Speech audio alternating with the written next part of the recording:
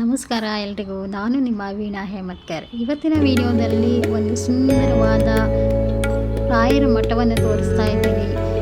ಎಲ್ಲರೂ ನೋಡಿ ಖುಷಿಪಡಿ. ಹಾಗೆ ಆದರೆ ಖಂಡಿತ ನಮ್ಮ ಕಾಮಧೇನು ಕ್ಷೇತ್ರವಾದ ಶ್ರೀ ರಾಯರ ಮಠಕ್ಕೆ ಒಮ್ಮೆ ಭೇಟಿ ನೀಡಿ. ನೋಡಿ, ಎಂಟ್ರೆನ್ಸಲ್ಲಿ ಈ ರೀತಿಯಾಗಿ, ಇವಾಗ ಮುಂಚೆ ಈ ಥರ ನೀರಿನ ಕಾರಂಜಿ ಇರಲಿಲ್ಲ.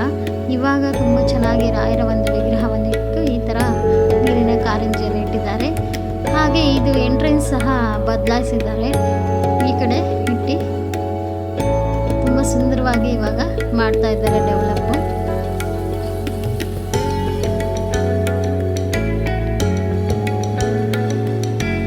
ನೋಡಿ, ಇದು ಮುಂದಿನ ಪ್ರಾಜೆಕ್ಟ್ ಆಗಿದೆ. ದೇವಸ್ಥಾನ ಒಂದು ಮಠದ ಒಂದು ಪ್ರಾಜೆಕ್ಟ್ ಆಗಿದೆ. ಈ ರೀತಿಯಾಗಿದೆ.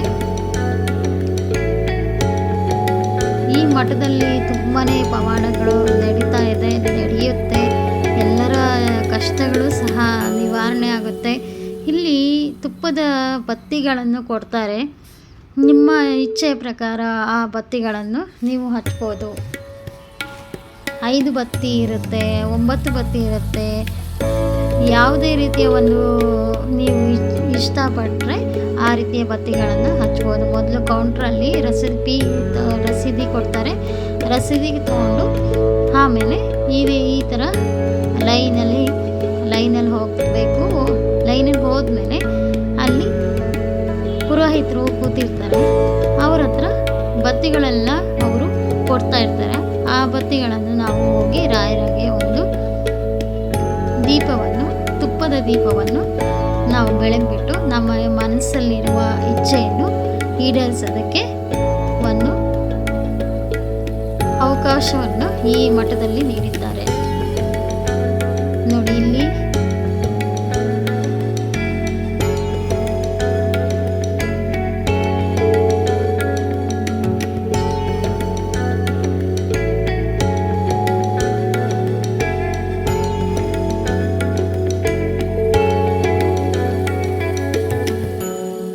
ಬತ್ತಿಗಳನ್ನು ನೀಡ್ತಾರೆ.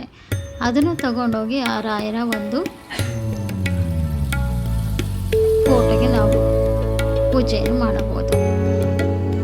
ಈ ದೇವಸ್ಥಾನದ ಒಂದು ವಿಶೇಷ ಇದು. ಫೋಟೋವನ್ನು ಇಟ್ಟು ಒಂದು ತುಪ್ಪದ ಆರತಿ ಬೆಳಗುವುದು ಒಂದು ಮಹತ್ವದ ಒಂದು ಆಕಾಂಕ್ಷೆ ಇರುತ್ತೆ. ತುಂಬಾ ನೋಡಿ, ಎಷ್ಟು ಜನ ತುಪ್ಪದ ದೀಪವನ್ನು ರಾಯರಿಗೆ ಆರತಿ ಬೆಳಗುವುದರ ಮೂಲಕ ಅವರ ಒಂದು ಸೇವೆಯನ್ನು ಮಾಡ್ತಾ ಇದ್ದಾರೆ. ಇನ್ನೊಂದು ಈ ಸೈಡಲ್ಲಿ ಹೋದರೆ ನಮ್ಮ ಮಂತ್ರಾಲಯದಲ್ಲಿ ಇರೋ ಥರನೇ ಒಂದು ಬೃಂದಾವನವನ್ನು ಕಟ್ಟಿದ್ದಾರೆ. ಇಲ್ಲಿ ವಿಶೇಷವಾಗಿ ಭೂವರಹ ಸ್ವಾಮಿಯ ಒಂದು ವಿಗ್ರಹ, ಹಾಗೆ ಆಂಜನೇಯ ಸ್ವಾಮಿಯ ವಿಗ್ರಹವನ್ನು ಸಹ ಇಲ್ಲಿ ನೋಡಿ. ಭೂವರಹ ಸ್ವಾಮಿ ಅಂದ್ರೆ ಗೊತ್ತಿದೆ ನಿಮಗೆ.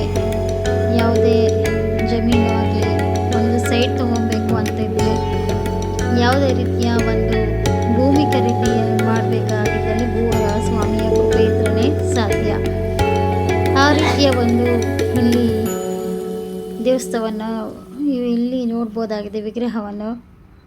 ಇಲ್ಲಿ ಕೆಲವೊಬ್ಬರು ಹರಿಸ್ಕೊಂಡಿದ್ರೆ, ಇಲ್ಲ ನಿಮಗೆ ರಾಯರ ಒಂದು ಸೇವೆ ಮಾಡಬೇಕು ಅಂತ ಇಚ್ಛೆ ಇದ್ದರೆ ಅವರು ಹೆಜ್ಜೆ ನಮಸ್ಕಾರನೂ ಸಹ ಇಲ್ಲಿ ಬೃಂದಾವನ ಸುತ್ತಲೂ ನೀವು ಮಾಡ್ಬೋದು. ನಿಮ್ಮ ಇಚ್ಛೆಯ ಪ್ರಕಾರ ನಿಮಗೆ ಎಷ್ಟು ಕೈಯಲ್ಲಿ ಸಾಧ್ಯವೋ ಅಷ್ಟನ್ನು ಹೆಜ್ಜೆ ನಮಸ್ಕಾರನೂ ಮಾಡ್ಬೋದು. ಹೆಜ್ಜೆ ನಮಸ್ಕಾರ ಸಾಧ್ಯವಿಲ್ಲ ಅನ್ನೋರು ಪ್ರದಕ್ಷಿಣೆಯನ್ನು ಸಹ ಮಾಡ್ಬೋದು.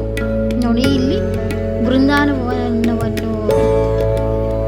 ಕಟ್ಟಿದ್ದಾರೆ. ಅದರಲ್ಲಿ ನೋಡಿ, ಎಲ್ಲರೂ ಭಕ್ತರು ಅಲ್ಲಿಗೆ ಅವರ ಒಂದು ದರ್ಶನಕ್ಕಾಗಿ ಹೋಗ್ತಾ ಇದ್ದಾರೆ.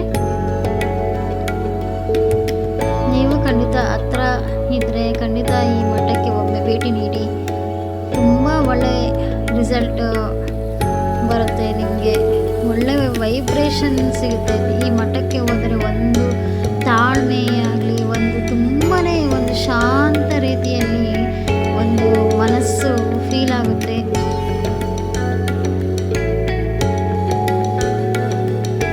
ಎಲ್ಲ ದರ್ಶನ ಪಡೆದು ಹೋದ್ಮೇಲೆ ನೀವು ಪೂಜೆ ಪ್ರದಕ್ಷಿಣೆ ಎಲ್ಲ ಆದಮೇಲೆ ಇಲ್ಲಿ ನಾವು ಸಂಡೇ ಹೋಗಿದ್ವಿ. ಆ ಸಂಡೆಯಲ್ಲಿ ಸಹ ನಮಗೆ ಒಂದು ಊಟದ ವ್ಯವಸ್ಥೆ ಸಹ ಅಲ್ಲಿ ಇರುತ್ತೆ. ಮೊಸರನ್ನ ಹಾಗೆ ಮತ್ತು ಪೊಂಗಲ್ ಸಹ, ಸ್ವೀಟ್ ಪೊಂಗಲ್ ಸಹ ಕೊಡ್ತಾರೆ. ಎಲ್ಲರೂ ಹೊಟ್ಟೆ ತುಂಬ ಅಲ್ಲಿ ತಿಂದ್ಬಿಟ್ಟು ದೇವರ ಒಂದು ಪ್ರಸಾದವನ್ನು ತಿಂದ್ಕೊಂಡು ಬರ್ಬೋದು. ಹಾಗೆ ಇಲ್ಲಿ ಅನ್ನದಾನವನ್ನು ಬಯಸೋರು ಅನ್ನದಾನ ಸಹ ರಸೀದಿ ಕೊಡ್ತಾರೆ.